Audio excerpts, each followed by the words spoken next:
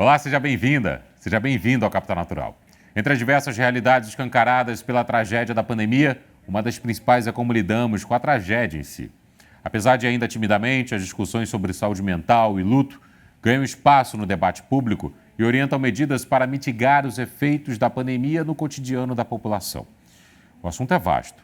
Vai da importância simbólica do luto às dificuldades práticas de enterrar os mortos, passando pela vulnerabilidade mental de toda a população, principalmente dos profissionais de saúde, esses heróis na linha de frente do combate a uma das maiores tragédias humanitárias da nossa era. Para tentar arranhar um pouquinho a superfície desse assunto, eu vou conversar hoje com a Ângela Mai, que é psicanalista formada no Instituto SEDES Sapientiae e coordenadora de consultas terapêuticas na Clínica do SEDES, com o Dr. Roosevelt Cassola, que é psicanalista membro das Sociedades Brasileiras de Psicanálise de São Paulo e de Campinas, livre docente e professor titular em Ciências Médicas pela Universidade Estadual de Campinas e membro do Laboratório de Estudos sobre Morte do Instituto de Psicologia da USP. E Danilo César, historiador, idealizador e coordenador da Rede Apoio Covid, uma rede nacional de apoio às famílias e amigos de vítimas da Covid-19 no Brasil. Sejam bem-vindos ao Capital Natural de hoje, um tema que pode ser muito difícil, precisa ser encarado e, portanto, eu quero ouvi-los, feita aquela música do Mosca. Vamos começar colocando um ponto final, pelo menos já é um sinal de que tudo na vida tem fim. Ângela, o que é o fim, na sua opinião? Bom, o fim pode ser visto de várias formas, né? A gente está falando da finitude, né? Dentro da pandemia, é o fantasma, né? Que está aí, que nos assola o tempo todo, né? Nós, como profissionais, com os nossos pacientes, e muito motivados por isso, a gente resolveu também montar esse nosso projeto de consultas terapêuticas, né? A finitude é a única coisa que nós temos certeza, que um dia vai acontecer, né? E dentro disso, nesse momento, cada um que é tomado pela Covid, que é infectado, fica com o fantasma da morte, né? E aquele que não é, né, também fica com esse fantasma de que isso pode acontecer. E não é só um fantasma, né, diante das mortes que a gente tem visto pelo mundo. Doutor Cassola, de que forma a pandemia altera, e se ela altera, essa ideia de finitude? Ela nos defronta com as nossas limitações, com a nossa impotência, com a nossa fragilidade e, evidentemente, também com a nossa finitude. Nós não pensamos na finitude.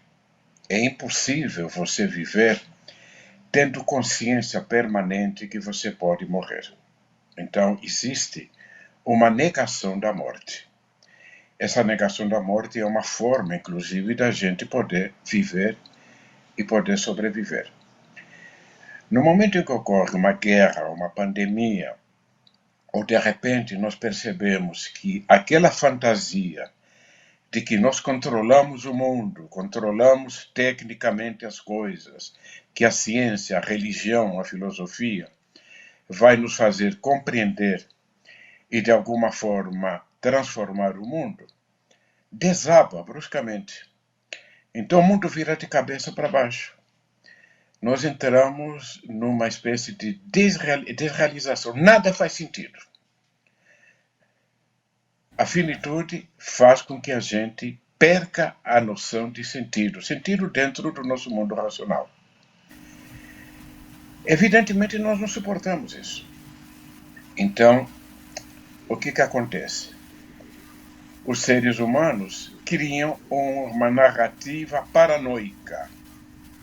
Há alguma causa, há algo que faz isso. Esse algo para além do vírus. Tem que haver uma conspiração internacional, um complô. E se nós conseguirmos denunciar esse complô, ou compreender esse complô, aí nós voltamos a nos sentir poderosos. Aí é como se nós soubéssemos de novo enfrentar a morte. Então aí nós entramos um pouco no que nós observamos hoje em dia. Um grupo de pessoas assustadas que pensa em como lidar com a realidade utilizando o conhecimento científico, o conhecimento humano, e um grupo de pessoas mais apavoradas ainda, que esconde seu pavor, imaginando que nada está acontecendo, é o negacionismo, não? Ou aquilo que está acontecendo é fruto de alguma conspiração. Acho que a finitude não importa muito. O que importa é como nós lidamos com a finitude, nós que sobrevivemos. Não? Eu acho que essa é a questão básica que você nos traz e que essa pandemia nos oferece. Nilo, você faz parte da rede de apoio ao Covid e como é que é esse primeiro contato? Eu queria que você falasse um pouco de como é que ela funciona durante a pandemia. Eu parto bastante do que o professor Cassola agora comentou, né? Acho que a nossa iniciativa para criar a Rede Nacional de Apoio às Famílias e Vítimas Fatais da Covid-19 foi exatamente buscar reunir um conjunto de conhecimentos, de articulações, sobretudo de profissionais, de experiências acumuladas, para lidar diante de uma catástrofe que nós sabíamos que estava por vir. Nós criamos a Rede de Apoio Covid em março do ano passado, portanto, há pouco mais de um mês, bem no começo da pandemia. Havia poucas dezenas de pessoas mortas pela Covid aqui no Brasil, e bastaria que fosse uma, e nós já imaginávamos que viria um cenário bem difícil pela frente, acompanhando o que estava acontecendo na China, na Espanha, na Itália, nos Estados Unidos, e já começando a chegar aqui. Então a gente procurou construir, exatamente também negando isso que o professor Cassola falou muito bem, a onda de negacionismo, a paranoia que começou a tomar conta das ruas, das redes, das nossas esferas todas, um conjunto de informações para combater também isso que a própria OMS chama de infodemia, né? Um excesso de informações desencontradas que não davam conta de efetivamente apoiar, orientar, amparar aquelas diversas camadas de luto que a gente vinha acompanhando as pessoas sofrerem. Não apenas, mas principalmente o luto de quem estava perdendo seus entes queridos, familiares e amigos, mas as diversas camadas e dimensões de luto que toda a sociedade tem vivido. E a gente passou a construir o que a gente chama de um mutirão de acolhimentos e um repertório de possíveis cuidados para orientar as pessoas que passaram a nos procurar pelas diversas redes de solidariedade que a gente já tinha, com anos de experiência em lidar com situações traumáticas, de violações de direitos humanos, de uma série de situações, e com tudo aquilo que tinha de novo. Bom, respondendo a sua pergunta, querido Pablo, a forma como as pessoas têm nos procurado, ela variou bastante conforme também foi variando a intensidade da pandemia. E nesse momento nós estamos justamente no pior momento até aqui, né? Mas há alguns traços comuns, né? Tem uma grande novidade, que é a dimensão dessa catástrofe, sem precedentes nas nossas vidas, e há bastante tempo, há pelo menos um século, nós não tínhamos uma tragédia, uma catástrofe sanitária, econômica, psicossocial dessa magnitude. Então, as pessoas, e tem um fator novo, né, o fato da pandemia, por questões epidemiológicas e sanitárias, de não poder vivenciar os rituais tradicionais de despedida e de corpo presente.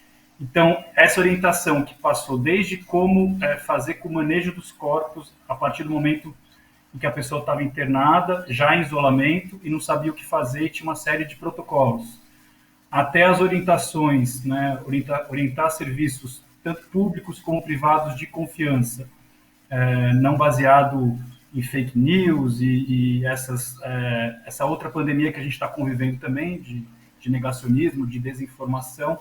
A gente passou a juntar isso num site, sistematizar e orientar as pessoas. E eu destacaria, para não tomar muito tempo neste início, algo que tem sido muito um traço comum em boa parte das pessoas que têm nos procurado: a atonia, a dificuldade de expressar, de traduzir em palavras esse terror, não só da dor de um luto traumático muito profundo, mas também de estar vivendo isso num país em que essa dor está sendo negada, desde muitas autoridades, esse excesso de informações, de narrativas e de disputas também, que tornam o vivenciar do luto, um luto já difícil demais, um luto em isolamento social, ainda mais difícil. Então, a gente tem se deparado com muitas pessoas, eu chamo a atenção do cuidado especial com as pessoas enlutadas, que estão contendo muita dificuldade de colocar em palavras, de traduzir, então estão adotando processos que eu acho que a Ângela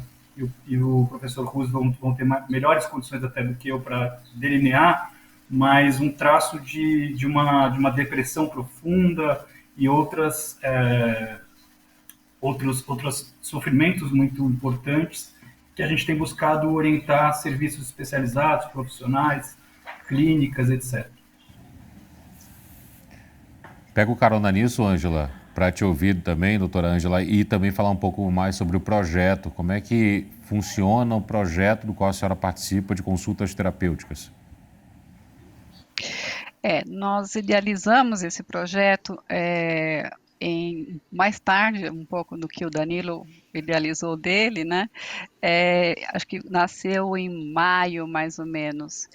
E porque a gente ficou também formando, né? Pensando, e ele é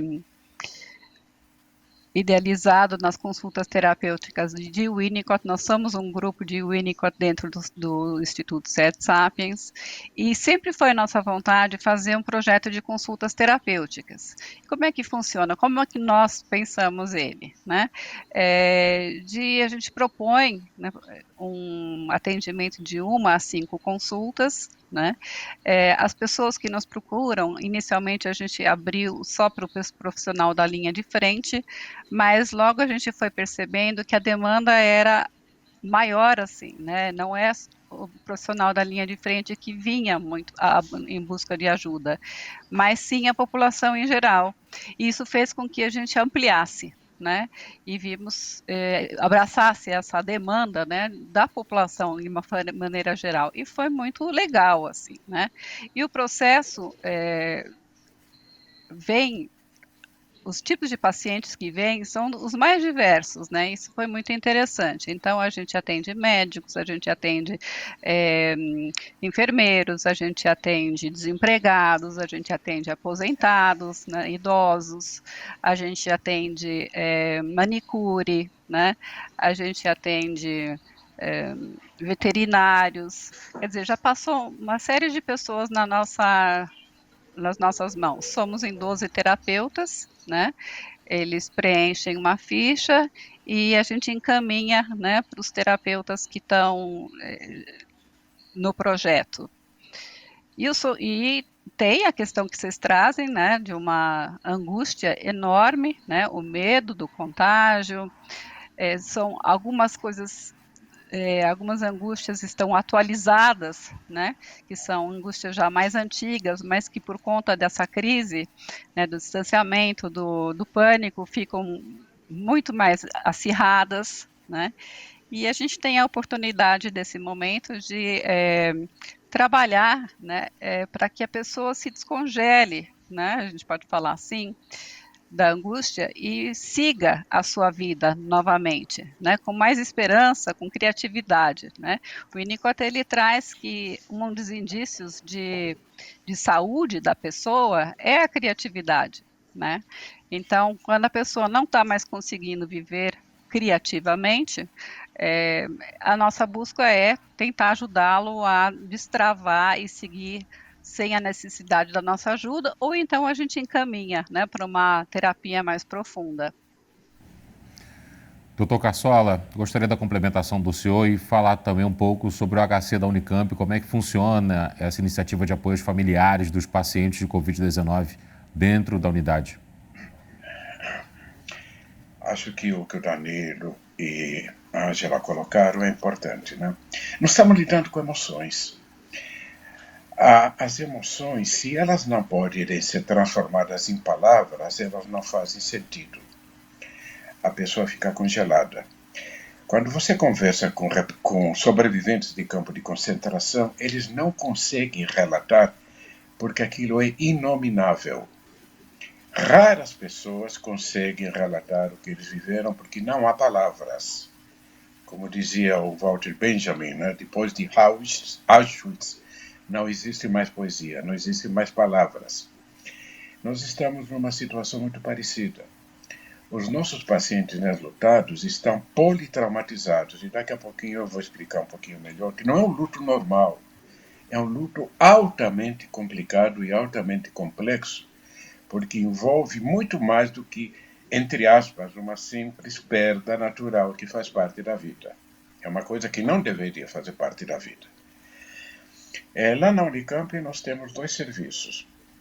Um serviço do qual eu faço parte, em que nós lidamos basicamente com os profissionais de saúde.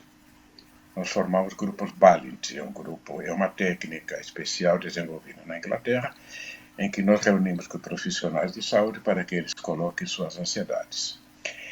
Temos um outro grupo, e esse grupo é o que eu tenho mais experiência, porque nós publicamos inclusive isso, é o grupo de trabalho com os pacientes e com os enlutados.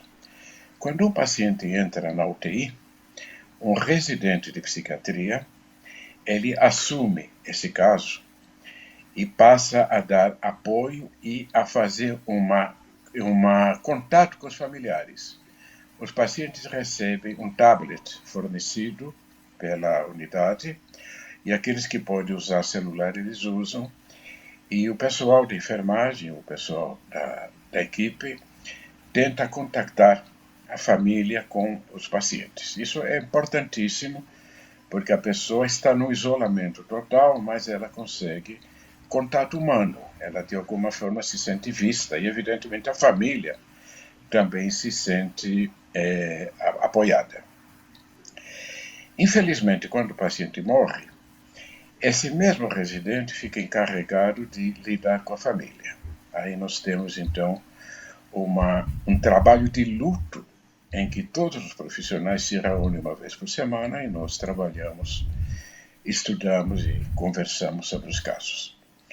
E tem um outro grupo, que é de voluntários aqui da cidade, coordenado também pelo pessoal da Unicamp, que atende pessoas em geral, provavelmente usando métodos similares, né, aos que a Angela coloca, terapias limitadas, breves e assim por diante.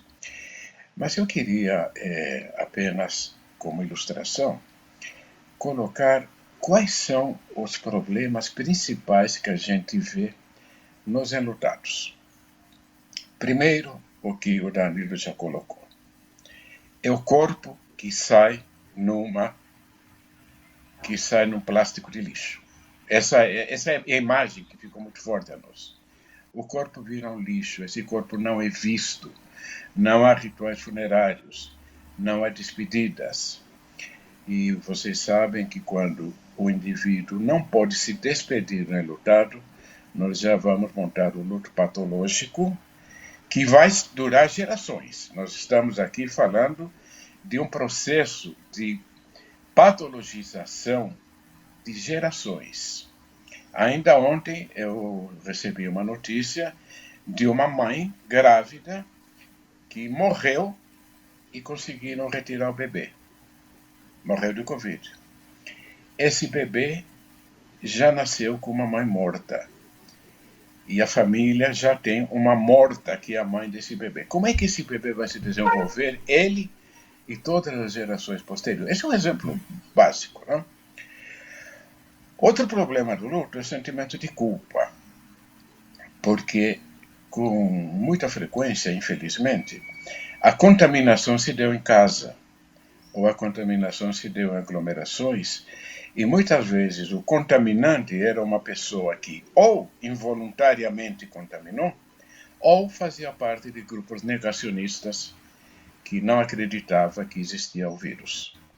Então, essa mesma pessoa negacionista, de repente, perde em sequência pai, mãe, avô, tio. Os lutos múltiplos. Nós temos muitos casos em que o indivíduo perdeu o pai hoje, perdeu a mãe 2 dias depois e perdeu o irmão 1 semana depois. E as pessoas não suportam. O sofrimento é terrível, a culpa é terrível, o medo é terrível, mas lidar com a culpa é uma coisa muito, muito difícil e assola as famílias. E mesmo quando não há culpados, as pessoas estão sempre procurando os culpados, não? Outra coisa interessante, muitas vezes a pessoa foi levada ao hospital por um outro motivo. Nós temos relatos da esposa que está extremamente culpada porque levou o marido para o hospital por um problema renal e o marido pegou Covid no hospital ou já tinha Covid. E o marido não queria ser internado. Então a esposa, coitada, está desesperada porque é como se ela o tivesse matado. Né? Então, além dos lutos múltiplos, e nós temos o que eu acho que o Danilo conhece melhor, o que a gente chama o luto num conflito de narrativas. É aquele luto em que a pessoa, ele não morreu de Covid. Isso é mentira. Esse atestado foi dado falso, porque cada pessoa cujo diagnóstico é dado de Covid, os médicos ganham R$6.000. Né? Os atestados são falsificados. Né? Eu nem sei se essa pessoa se mataram ele ou se não mataram. Né? Então começa uma espécie de narrativa paranoica, né? Conspiratória, que é muito comum nas situações de trauma, em guerras isso acontece, em que a morte não foi causada pelo Covid, a morte foi causada por um sistema conspiratório que começa lá na China, né? E passa aí pelas equipes de saúde e assim por diante. Então, só para não me estender mais, há essas características diferenciais do luto e, bom, eu vou parar. Eu queria falar das equipes de saúde, dos médicos que saem das UTIs chorando, desesperados, porque eles têm que escolher quem vai viver, quem vai morrer, e assim por diante. Vou passar a bola para a Ângela. Eu quero ouvir do senhor mais sobre esse assunto também, e depois do Danilo para complementar. Antes, doutora Ângela, um exemplo que o doutor Cassola citou de pessoas que dão entrada em uma unidade de saúde com outro problema, acabam contraindo Covid e morrendo, o compositor Aldir Blanc, no Rio de Janeiro, foi dessa forma. Ele deu entrada em uma unidade de saúde por um outro problema, acabou contraindo a Covid e, infelizmente, acabou partindo. Por favor, doutora Ângela. Não, essa sua fala me remete muito a algo que me ocorre frequentemente, que o Covid são uma imagem que me vem, são bombas invisíveis, né? E lógico, o que eu queria pegar carona, né, na fala do Dr. Cassorla é que essas informações que a gente ouve, que ficam muito, às vezes, desencontradas, né, e são às vezes desinformações a partir das teorias conspiratórias que surgem, ou então mesmo fake news, deixam as pessoas muito angustiadas, muito confusas, né, muito desamparadas. E esse também é um luto, né, a gente não tem mais certeza de nada, os pacientes não têm mais certeza de nada, né, e a gente precisa das certezas, mesmo que elas sejam ilusórias, para viver. Né? Tem uma autora argentina uma psicanalista argentina, né, que eu gosto muito, que é a Janine Puget, que faleceu recentemente, e ela fala, né, do princípio da incerteza, né? E que se a gente conseguisse abraçar, né, a incerteza dentro da gente, eu vou falar de uma maneira muito simples, né, seria muito mais fácil a gente aceitar as incertezas da vida, né? Mas diante desse cenário, né, é muito difícil a gente conseguir aceitar tudo isso. Né? E aí, dentro do que a gente procura, às vezes, fazer com os nossos pacientes, é encontrar um nicho de saúde, né, para que ele possa novamente construir, né, se iludir, porque até a ilusão, nesse sentido bom, né, ela faz com que a gente possa seguir adiante. Né? A gente precisa acreditar de que tem uma luz no final do túnel, que isso vai passar, né? Algum momento, porque senão a gente não aguenta, né? Era isso. Muito obrigado. Danilo, por favor. Eu gostei muito do mapeamento desse luto politraumático que o professor Cassola fez, complementado pela Ângela, porque coincide muito com o que a gente tem se deparado na prática desse acolhimento inicial que a gente faz e buscando oferecer, orientar esse mutirão de acolhimento e repertório de possíveis cuidados. Eu acrescentaria alguns dos aspectos que o professor principalmente colocou, por exemplo, né, a questão relacionada à culpa, muitos dos enlutados que a gente tem acolhido, que têm expressões e práticas religiosas diversas, o fato de não terem podido fazer o seu ritual tradicional de despedida gera uma sobreculpa e uma sobreparanoia, enfim. Isso é um aspecto que a gente tem se defrontado bastante. Tem algo que tem agravado a situação, que é aquilo que também o professor já perpassou um pouco, que é a antecipação, não o luto antecipatório, na terminologia que é feita, quer dizer, você se preparar para um bom luto, mas a antecipação do medo da morte, do luto e da se sobrepondo a essa angústia profunda de ter perdido um ente querido, é algo que a gente tem se deparado bastante também. Tem um outro aspecto que está relacionado a essa guerra de narrativas que o professor colocou, mas eu acho que é algo que a gente vê com bastante ênfase nos testemunhos de muitos enlutados e enlutadas. O fato de não haver um respeito, uma condolência permanente, um trabalho de homenagem, de respeito à memória, e aí vou ligar com um trabalho que a gente tem feito também, uma legitimação daquela dor e daquele luto é algo que tem causado também um sobressofrimento nesse luto politraumático. Não tem havido ainda no nosso país, especialmente em âmbito federal, mas tampouco em outras esferas, um trabalho permanente desde já, porque algo que nós temos prática também há bastante tempo, e é óbvio que está iniciado um novo trabalho monumental que vai durar por gerações, como bem colocou o professor Cassó, que é o trabalho da memória. Diante dessas várias experiências que nós estamos passando, né, desse fim da capacidade de narração, como dizia mesmo o Walter Benjamin, a partir de uma catástrofe dessa magnitude e do inominável que ela gera, tem um trabalho desde já colocado, que é o acolhimento das expressões de luto, por um lado, e de memória.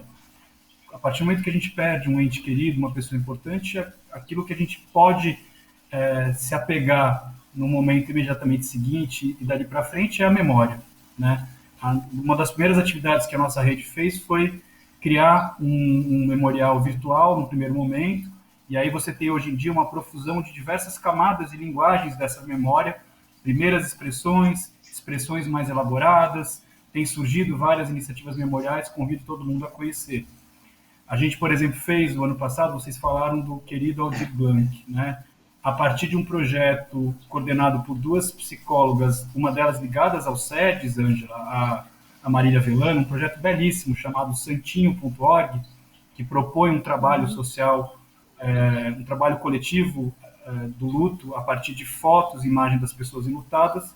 Nós conhecemos, nos aproximamos muito da Patrícia Ferreira, filha do Aldir, e criamos um subprojeto, digamos assim, dessa rede de totens memoriais. E é muito interessante porque o professor falou, coincide muito com o que ele falou. Muitas das pessoas, dos enlutados e enlutadas que foram homenageados nesses totens, a partir do momento que elas visitaram os totens e família puderam fazer um ritual presente, tirar uma foto, fazer um rito religioso, muitas nos retornaram falando isso. Agora sim eu consegui colocar uma pedra, agora sim eu consegui dar um passo importante. Finalmente, tem um outro aspecto que a gente tem verificado muito em muitas pessoas enlutadas e enlutados, que quando se encontram as palavras, tatear a questão do suicídio, seja por conta da culpa, dessa persistência, né, da calamidade, do isolamento, da solidão, algo que acho que a gente tem que ficar muito atento desde já. Outros países já verificaram, já apuraram isso de forma estatística qualificada. Aqui no Brasil ainda falta avançar muito, mas a gente já começa a verificar, inclusive já acompanhamos casos de alguns enlutados que tentaram, de fato, eu mesmo acompanhei diretamente dois casos bastante sérios que a gente conseguiu, por detalhes, evitar. E, então, esse conjunto do luto politraumático que o professor bem colocou, ligado a uma culpa, a uma angústia profunda, ao pânico, isso tem, em alguns casos, flertado com suicídio, né? São as várias consequências as várias novas pandemias que estão surgindo a partir daquela onda específica do contágio e das mortes por Covid diretamente. Vamos trazer para essa conversa também o Dr. Alexandre Kalash, que é presidente do Centro Internacional de Longevidade, foi integrante da Organização Mundial da Saúde e também dá um depoimento sobre esse assunto. Vamos acompanhar. Eu ainda trabalhava na Organização Mundial da Saúde, de lá saí em 2007, quando foi projetado que em 2030 as causas mais importantes de incapacidade mundo afora seriam as doenças mentais, sobretudo depressão. Já sabíamos disso. Já sabíamos que nós vivíamos também uma pandemia de ansiedade, de solidão. Não é à toa que um país como os Estados Unidos tem uma mortalidade imensa pelo uso de opiáceos. São cerca de 50 mil por ano. Problema de saúde pública. E nós vamos caminhando para lá. Mas de repente veio a pandemia. Com essa nós não contávamos. Eu estava num debate com a professora Laura Karstersten, da Universidade de Stanford, na semana passada, e exatamente discutindo sobre resiliência. E no estudo que eles fizeram, mostra-se que nós, idosos, somos mais resilientes. Nós podemos ver a luz no final do túnel, de alguma forma nos comportarmos de uma forma a lidar com esse isolamento físico, social. Os mais jovens são mais afoitos. Talvez eles estejam tão impregnados para aquele mantra que veio do Vale do Silício, move fast and break things. Mova-se rápido, quebre as coisas, deixe os destroços para trás. E de repente vem o idoso, mais metódico, mais devagar, com mais calma, colocando tudo no lugar. É óbvio que exista muita ansiedade. E os jovens, nesse país alegre, saem para suas festas. Depois não se queixem quando infectarem o papai ou matarem a vovó. Isso está acontecendo e deixando destroços muito traumáticos. Um luto que não encontra mais os rituais que abraçam, que acalentam, que cicatrizam. Isso traumatiza e vai ter um preço na saúde mental que sabe-se lá quando que essa população traumatizada vai encontrar um pouco mais de empatia, solidariedade. Isso tudo está relacionado a se sentir protegido e amparado numa situação de crise. Mas nós aqui, os velhinhos, vamos abraçar e acalentar essa população traumatizada, porque assim sempre foi e sempre será. Gente, eu preciso encerrar essa primeira parte do programa. Nós voltaremos a conversar sobre esse tema na próxima semana. Também quero saber de vocês sobre o que nós, do lado de cá, podemos fazer com aquelas pessoas que estão internadas e oferecer algum tipo de zelo, algum tipo de afeto, algum tipo de ajuda. E nós também, do lado de cá, precisamos de ajuda o tempo todo. Quero ouvi-los na semana que vem. Muito obrigado pela participação nesse primeiro programa, nessa primeira parte do luto durante a pandemia. A você que nos acompanhou também no Capital Natural dessa semana, muito obrigado pelo respeito com o qual veio até aqui durante essa meia hora de programa, que não foi nada fácil, sei. Tocamos em vários pontos que são difíceis para nós que estamos vivos e observando a pandemia, com medo dela também, e em homenagem também àqueles nossos que partiram, que não estão mais aqui entre nós, mas que deixam uma memória muito forte também. Voltarei a conversar com os nossos convidados na próxima semana. Até lá, cuide-se. Muito obrigado pela participação, muito obrigado pela sua companhia. Você pode conferir o Capital Natural nas nossas redes sociais também. Boa semana pela frente e até lá.